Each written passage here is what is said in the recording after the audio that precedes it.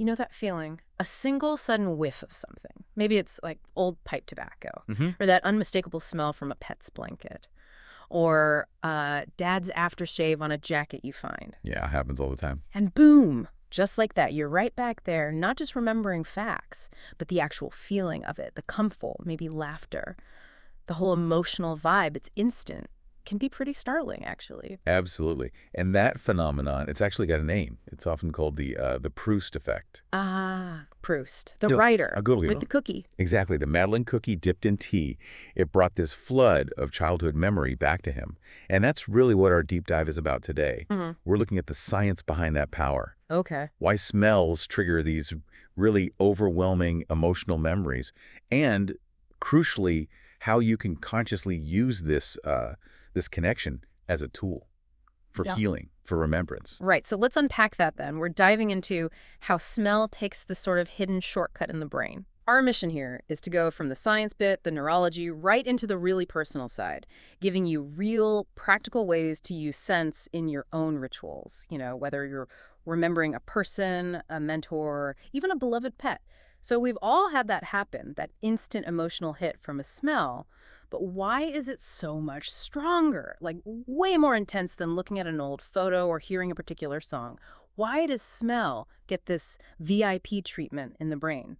Well, it really boils down to the brain's wiring, its architecture.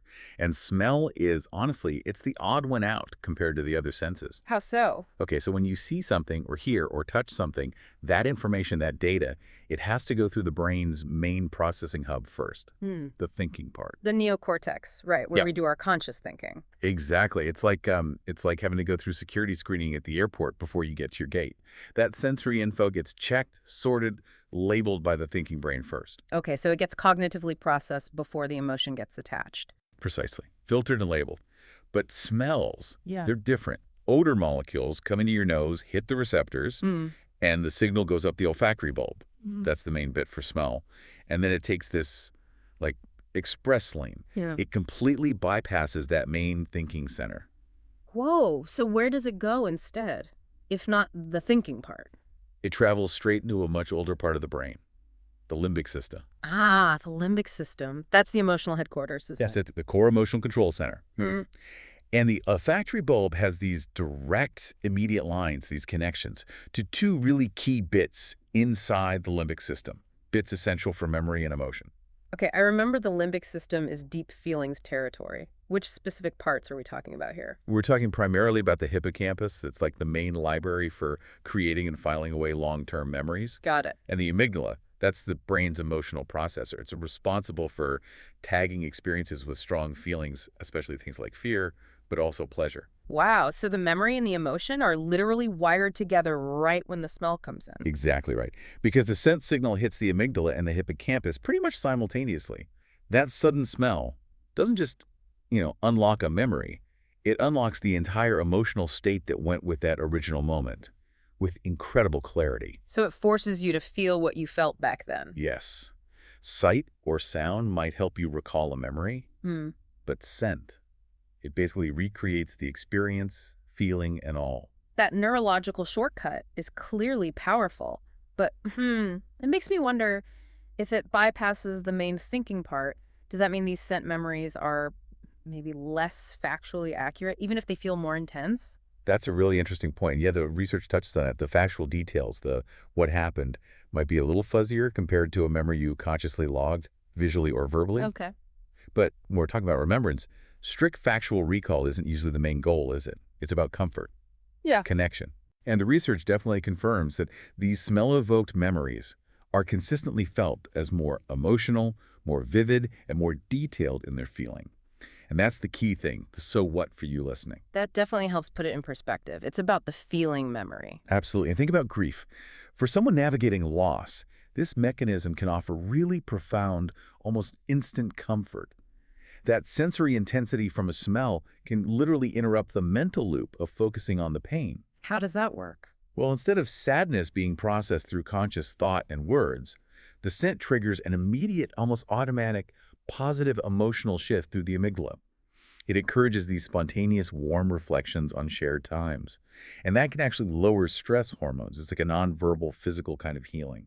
Okay, this is where it gets really fascinating, I think, moving from the why, the science, to the very personal what. Because that emotional link is so direct, finding and maybe even using those specific scents becomes key. Sensory nostalgia, right? Right. Exactly. The power of this whole thing really hangs on personalization. If a scent wasn't actually part of their life, day to day, the memory connection just, well, it won't be there. Makes sense. So the first category the sources point to, and maybe the most intimate one, is perfumes and colognes. Ah, yeah. That signature scent someone wore every single day. It just becomes part of them, doesn't it? That's right. Bottled essence almost. We often link a smell to a face, but with perfume, it's more about closeness, hugs, their actual presence. It really is. It's the unique mix of their body chemistry with the fragrance. It's a very complex, personal marker.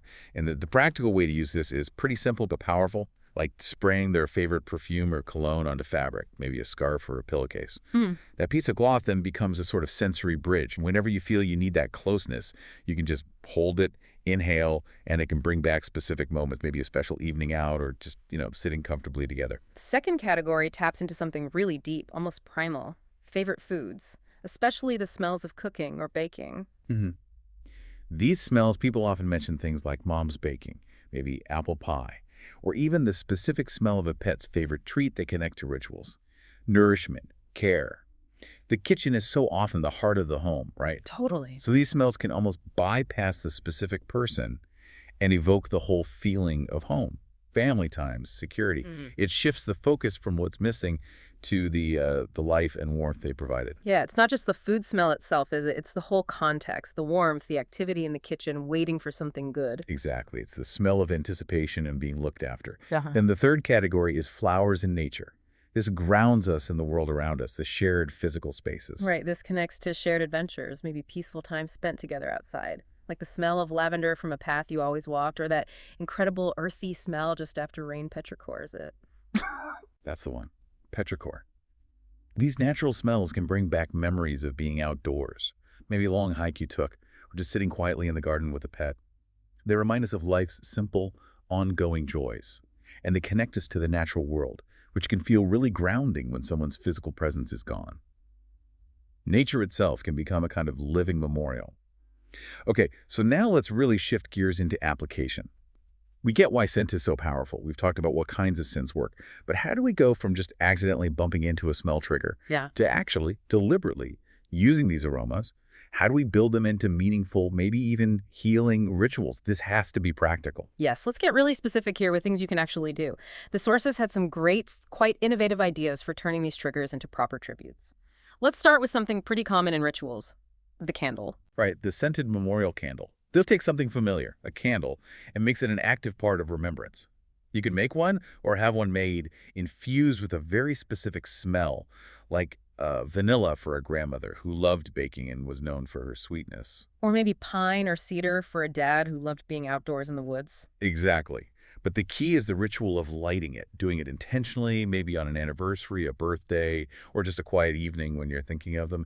The light gives focus, the warmth is comforting, and that specific scent fills the space, focusing your mind on them. So it's like a multi-sensory cue. It turns passive remembering into something active, gentle. You're choosing to invite that memory in. Precisely. It creates a repeatable way to seek that comfort. Another idea is using scent during gatherings, like memorial services. Okay, how would that work? Using aromatherapy at services. This could be a formal funeral or just a small get-together at home. These events can feel, well, heavy, often very visual, maybe focused on a casket or constrained by formal words. Diffusing a calming essential oil, maybe rosemary for clarity, or something uplifting like jasmine, adds this subtle, nonverbal layer. So it's not about forcing a mood, but gently shaping the environment. Exactly. It can help everyone there process their feelings, maybe associate the gathering with a sense of peace or comfort, not just overwhelming sadness. It's like a quiet background support. And what about those really personal items, the ones that still seem to hold a trace of the person? We need ways for preserving personal items. Yeah, there's sort of two main ways to think about this. The most direct and maybe most visceral method is simply sealing things like clothing, blankets, maybe a pillow, immediately in airtight bags. To trap the scent. To trap and hold those very specific, natural, lingering smells, soap, maybe their skin, their cologne. This is about preserving it for that immediate, intense connection when you need it. Okay. And the other way sounds more complex, actually recreating the scent. That's the more innovative approach, yes. Mm. Working with specialists, companies that can analyze and recreate a unique personal scent profile. That complex fingerprint of their shampoo mixed with their perfume and their natural skin chemistry. They can capture that in a custom perfume or an oil blend. Wow. That allows you to keep a part of their essence, really, indefinitely, a tangible, smellable anchor that could last for years. It's quite profound, yeah. Bottling their essence, as you say. Now, moving from those very personal items, I really like the idea of creating a tribute that's alive, that changes, using gardening. Ah, the living tributes in scented gardens. Yes, dedicating a little corner of your garden, or even some pots on a balcony, to plants with scents that specifically remind you of the person or pet. Planting really fragrant roses for someone who loves beauty, maybe.